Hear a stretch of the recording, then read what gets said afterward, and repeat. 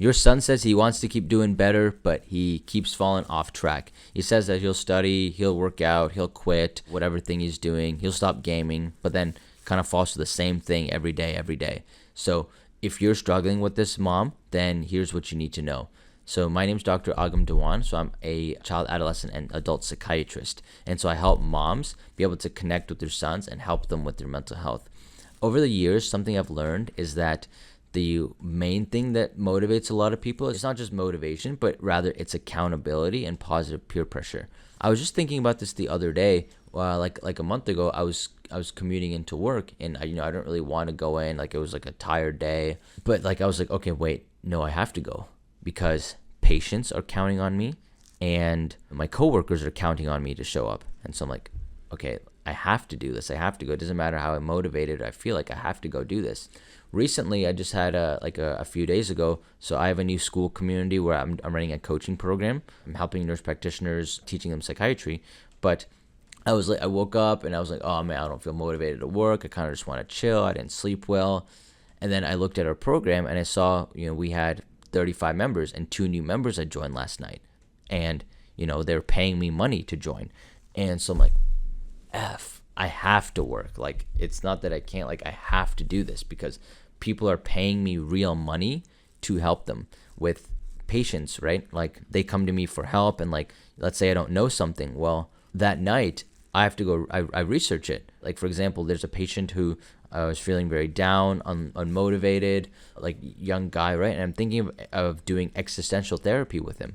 But that's not something I've done before. Like, I've done CBT, but not existential. So I'm going to read up on that so that way I can become more of an expert. So that way I can do that therapy with him. I can learn that. Or even after a long day of work, if let's say I forget to send a medication for my patient, like I have to log into the system again and then do it. So even though I don't feel motivated to do it, I do those things because it's the accountability. Now people are relying on me. So that's what your son can really do, is start baking in accountability into the things that he wants and that he needs to do. So remember, because motivation is temporary. You feel motivated one day, then it goes away like in a couple days. I remember when I started med school, like everyone's like, oh yeah, like we're in med school, like it's great. Like the first week was super exciting, even the second week. But then like after a while, it just becomes a grind. And, it's just like week after week and month after month. And then, the med school structure keeps you accountable because we had tests every 2 weeks, right? We would have like random little assignments. If we didn't have that, then like there's no way that anyone would study for the med school. Like there was deadlines and accountability. Like because we had a test every 2 weeks, I had to study every day to be able to do the test. So, I think it's important to acknowledge that. Also with the social obligation, like we want to make sure that people don't look down on us, that we meet our obligations for people, right? Because we're a social tribe, we're social creatures. And so it fuels reciprocity in us. People do stuff for us, we want to do stuff for them. And this innate internal biological feeling is what keeps human societies functioning together. And then when someone's watching, right, the stakes actually become a little bit real. Something that me and my friends started recently was we have an accountability thing where every week, every 2 weeks, we'll log on a call and then check in. And basically it's like goal setting, what we want to do, what our plans are for this week and the next week. So for example, I'm writing a book, and at the time I said, okay, I want to be writing 5-6 hours a week. And so then the next week I would have to show up and be like, yeah, okay, I wrote on my book, like I made progress on it.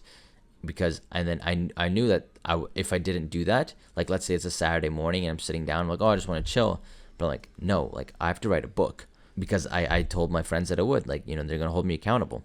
So now, as a mom, right, how can you help him kind of build this motivation, build this accountability? So you can encourage him to really start building stuff and doing things with others. So like the gym, right, like working out, instead of just going by himself, now he goes with somebody, and the motivation from that is like sky high. Instead of studying by himself, now what if he finds a study group? That way he can get that motivation to work together. Like I remember I'm not someone who likes to study in groups personally, like I prefer alone studying. But I remember me and my friend, we were studying together for some test, and like I was like, I didn't want to go, but I knew that I had to show up because he was counting on me to show up, and like we would be working together. So I showed up, and then like we studied, and it was fun, like it went well. But then it was just that accountability piece, right? So that day I may have gone, oh yeah, I don't feel like studying, but because he was going, then I knew that I had to show up to study. You can also set up public goals as well too. So for him, his goals might just be private in his head, but if he makes them public, if he writes them down, if he shares them with you, if he shares them with a friend, then now, if he shares them on social media, then now he's accountable to that. Like, he can't just not do it. So for example, for me, right, like I'm saying that, okay, I'm doing social media full time. I'm saying this right now here. So now I'm accountable. Like, I have to do it. I have to keep showing up. I can't just not do it. I've told my friends this now. I've told my family.